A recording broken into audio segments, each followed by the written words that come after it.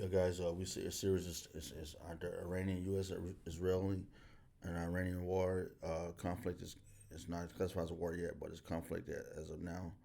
I don't know if the U.S. Congress has authorized it to be officially recognized as a war, but right now it's just a conflict. I think, but the U.S.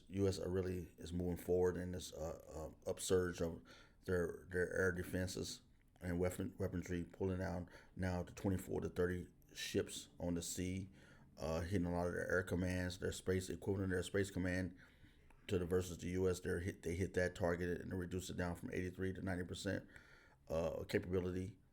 So this is going direct towards plan. In a previous news broadcast, President Trump the Commander in Chief has stated that he is not taking no. What he want 1%, 1%. How would you say 1% appliance to his demands, all of his demands, and there's no way. They have stated in some negotiations, try to have negotiations saying they want this and they want that, but the reality is that America is not. We're full fledged in the conflict, and previous to that they was talking about but they're not some allies since it's not, I guess, not declared war. They would not help. We use their bases to make our process and what we're doing with the Israelis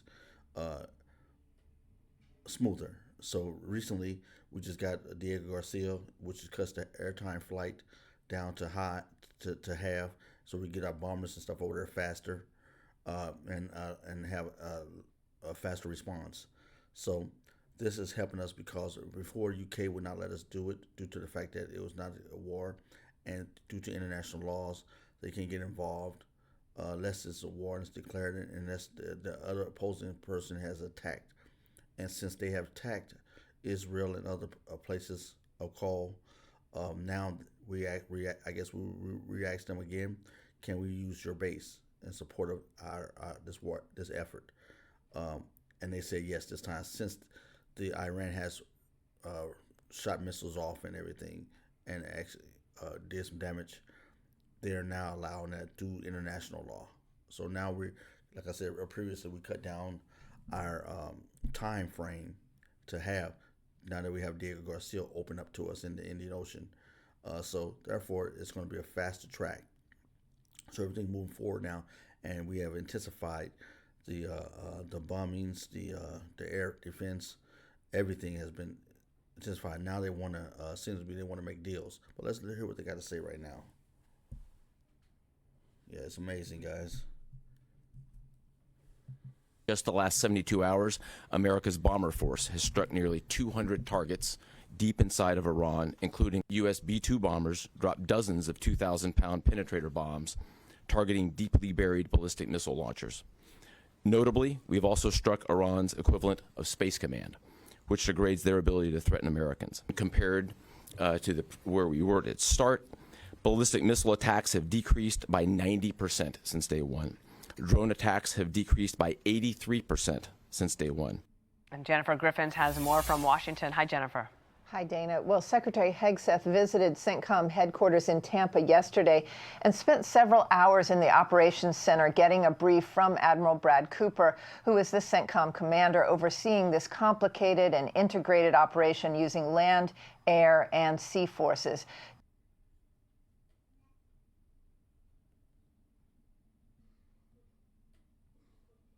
We're now up over 30 ships.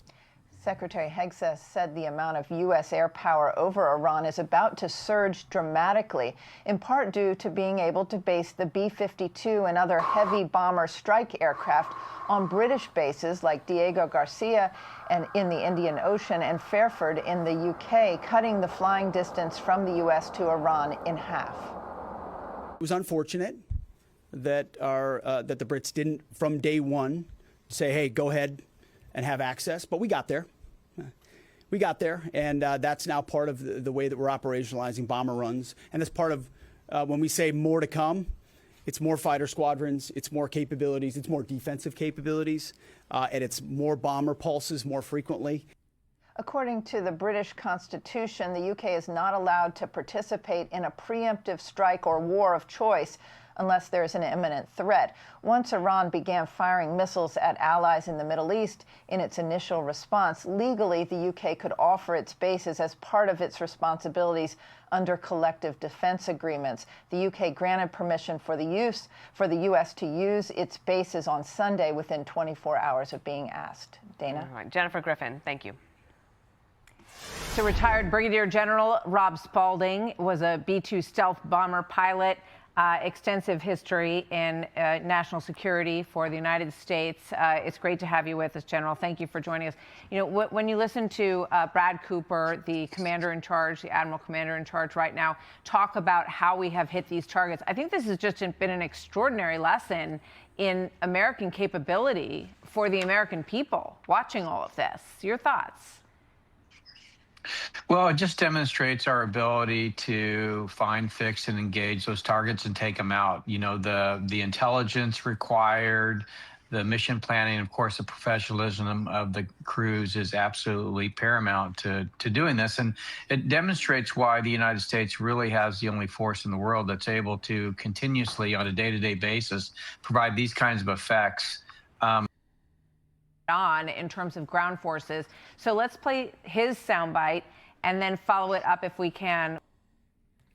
Yeah, I'm gonna pause there a little bit. It's really you guys got to understand that. You know, what do you think? Well, I don't know what they was thinking. You're gonna mess with one of the most mightiest country, the powerful country on the planet Earth at present time, and known for war. Since the existence of the American nation, U.S. nation, sovereign nation, this nation has been at war for most of existence. This is a war nation. Don't doubt that. This as long as it's been, most of the years it's been existing as a sovereign nation, it's been in war.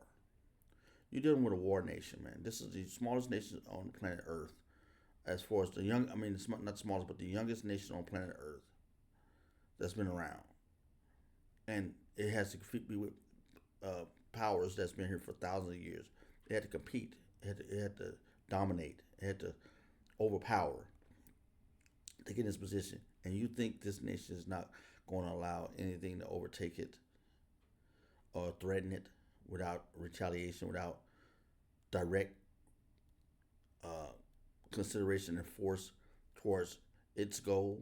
Because, you know, every sovereign nation has their goals, and they use media, use propaganda, use everything to throw the other nation off. But this country has been learned from their propaganda, from their propaganda machines, from their manipulations, and understand war tactics. So you're dealing with a mighty nation, a young, mighty nation, and it's not easy to give up. It's not easy to threat or manipulate. So without further ado, let's get into this, find out what's going on. And I've got to one more statement. Iran is figuring it out now. For 40-some years, they was doing what they wanted to do. We just allowed the administrations because we was doing other things. But then as it kept building predominance over in the Middle East, and its terrorism over in the Middle East and around the world, we had to finally, hey, you're not powerful as you think you are. And now we're showing them in real time that, hey, back up, bow down to something that's greater than you, show respect, and understand that America is a mighty nation. And it is not giving up at all any of its space, territory, and what its goals are. In this alliance with other nations like Israel, they will back them up with the full might of the U.S. government. So, therefore, you're figuring it out. You didn't know it was this powerful. Now you're starting to figure it out. So, without further ado, let's get on and find out what you hear about President Iran and how they're making their moves and all their propaganda they're putting out there in the media. But without a doubt, America is in a position of leadership. America is in position of dominance at this present time. So what you think, what's your thoughts? Leave a comment down below. I'd like to hear from you. With President Trump's response. Here we go. Are you afraid of a U.S. invasion in your country? No, we are waiting for them. You were waiting for the U.S. military to invade the ground troops? Yes, because we are confident that we can confront them, and that would be a big disaster for them. And here's President Trump, who called that a wasted comment and suggested that an invasion is not something he is thinking about at this time. It's a waste of time. They've lost everything. They've lost their Navy. They've lost everything they can lose, said President Trump on that. Your reaction to that, General? Well, I think it's bluster, and I think the president has no intention of putting ground troops in Iran. I think we can achieve the objective.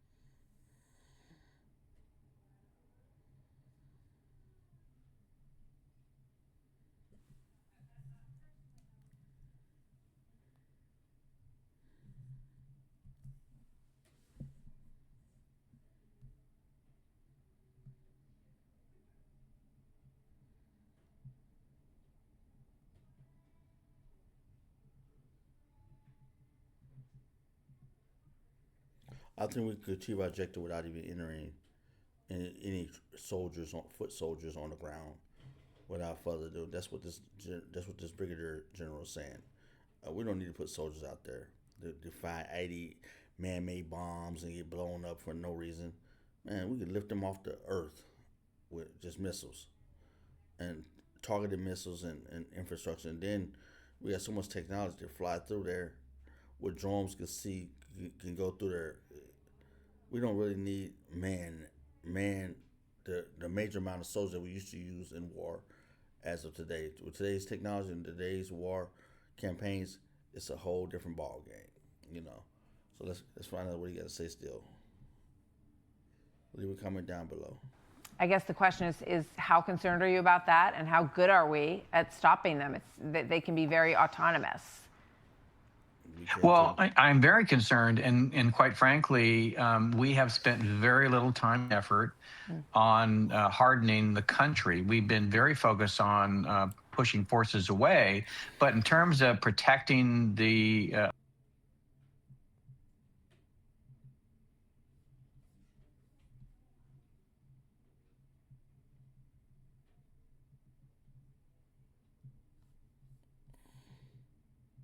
Rated is Iran's ability to oversee those kinds of operations, given what they're dealing with at home, which is really devastation of these missile sites, devastation of their Navy, all of that.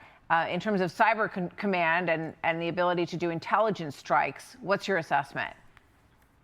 Well, I think, they've been engaged in these proxy fights for a long time. And so I do think that they use some execution of mission type orders, which means do what you can and what you have the capacity to do without receiving any words from us. So I don't think that, they're going to necessarily have to say, hey, do this or that. They have people that are trained, they're opportunistic. They have the capability. Yeah, without further ado, I think Iran is well prepared, and like they're showing all these countries up here, right, top right. They've been battling Syria, Turkey, Iraq, Saudi Arabia, Afghanistan, Pakistan. These countries all around, they got set up. They got, like we left in Afghanistan, they got weapons still over there. They're still operable. That probably got set up that they never moved. They got different terrorist group cells that probably can operate these missiles. So we're not stupid. We're not fools. America's not a fool. So we understand that what they got over there. And so we just trying to show them our naked truth, our power, to let them know, hey man, get their regime out. Come on, put a person that we really want. Forget about building these nuclear machines, nuclear warheads. And understand that we're not here to play with you. Tell us where they're all at, and then we'll come and bow down. Tell us where they're at. Bring your men in there. We don't have to lose no men. We'll have our men over there hit the ground once we have that solidified. Make a peace treaty with Israel. Do what y'all got to do together, because you're the main ones at war. Find out what's going on. We're supportive of this war, but now you attacked us, so now we're in the war now. The U.S. bases over there in the Middle East. So without further ado, there is a big complication here about us being there. Now we're there for a reason, a good reason. First, we were over there for our support of Israel. Now we're there for the support of Israel and for the pain you caused, Iran caused us in our areas, infrastructure there on different bases in different countries. So we are there for a reason now. But nevertheless, let's find out what's going on. Leave a comment down below. Let me know. Turn your subscribe and your likes. Like this news. Let me know what you think about it. Have a wonderful day. I'd like to hear your opinion.